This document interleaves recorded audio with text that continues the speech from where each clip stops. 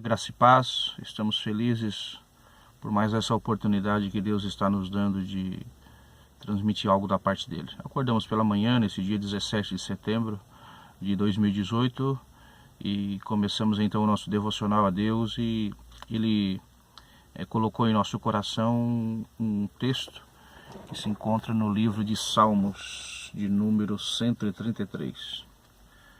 Estamos numa corrida eleitoral, é verdade, e eu fico triste em ver cristãos, ou mesmo não cristãos, impugnados ou chateados com o período eleitoral. Não vejo a hora de acabar, não voto ninguém presta.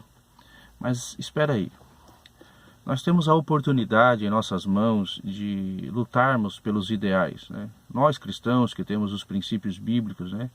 Obedecemos os parâmetros bíblicos que nos ensinam e nos orientam a defender a família tradicional, a defender a infância da criança, a sua inocência, né? Que é lindo a criança crescer inocentemente, descobrir a vida, né?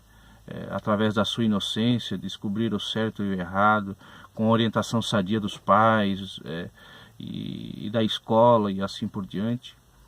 Esse texto de Salmos de número 133, ele diz que ó quão bom e quão suave é que os irmãos vivam em união.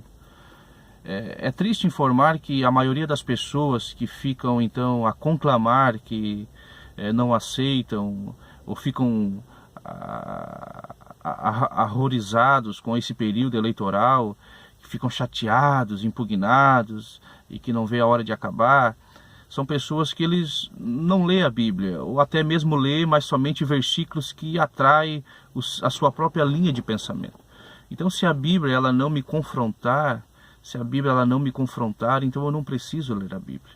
A palavra de Deus é para confrontar as nossas ideias, para confrontar aquilo que a gente acha que é certo. Eu não tenho pensamento próprio. Eu simplesmente, como cristão, eu defendo o que a Bíblia me diz para que eu venha defender. Eu posso até ter as minhas linhas de pensamentos, mas se a Bíblia me contrariar, se a Bíblia me corrigir acerca dos meus ideais, então eu percebo que eu estou errado. Então eu uso como base de fé, como bússola para a minha vida, para o meu dia a dia, para a minha família, para o meu profissional, para o meu ministério, eu uso a Bíblia como regra de fé. E no Salmo 133, o salmista expressa, o rei Davi expressa, a sua alegria após então ele conseguir, após assumir o reinado, após a morte do rei Saul, seu sogro. Ele então percebe que algumas tribos, né, das 12, estavam dispersas e não estavam mais querendo fazer parte, morando já em outras regiões, já não faziam parte do reinado de Israel. Então ele faz de tudo, assim como ele fez de tudo para trazer a Arca da Aliança, que representava a presença de Deus. Da mesma forma, ele fez de tudo para juntar essas 12 tribos novamente. E quando ele consegue lucrar com o êxito, esse grande feito de juntar as 12 tribos, ele disse, olha como bom, e como é bom, ele diz, e como é bom que os irmãos vivam em união. Como é que nós vamos servir o mesmo Deus e ter pensamentos diferentes, linhas teológicas muito profundas, contrárias àquilo que a Bíblia realmente quer nos dizer? É tão simples nós vermos pessoas que lutam pelos mesmos ideais, pelaquilo que a Bíblia nos ensina. Defender a família tradicional, ir contra a pedofilia, liberação de drogas, legalização de aborto.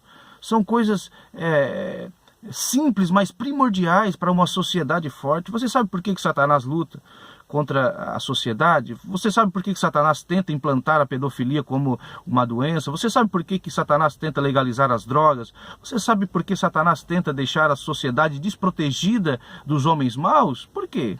Porque uma sociedade com uma família forte é uma sociedade forte.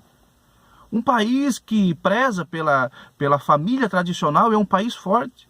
Tivemos agora os Jogos da Copa. Algumas pessoas, simplesmente por desfilarem com uma bandeira LGBT nas costas, foram retiradas de praça pela polícia russa, porque isso está induzindo as crianças à sexualidade.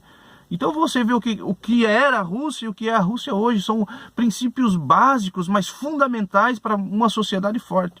Então, se você está pensando em votar em candidatos com linha comunista, socialistas, e você se diz cristão, você me perdoa, você está errado. Você está indo ao contrário daquilo que a Bíblia nos orienta e nos ensina.